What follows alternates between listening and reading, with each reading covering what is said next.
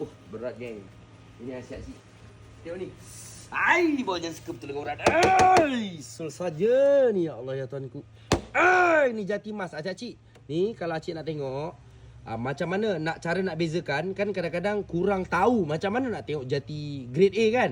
Jati grade A acik-acik mesti tengok macam ni lah kebanyakannya. Jati yang grade A macam ni lah urat dia. Okey. Ada celuring, ada belang-belang limau, bergrade A.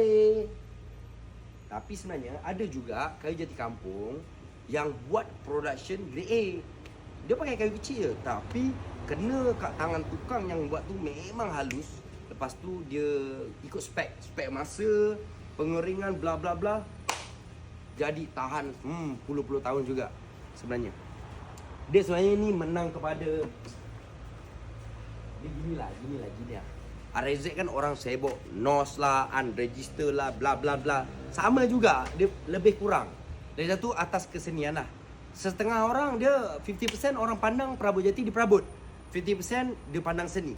Sebab tu orang yang kebanyakannya yang beli puluh-puluh ribu ataupun dia bukan sebut harga lah. Dia tengok detail barang.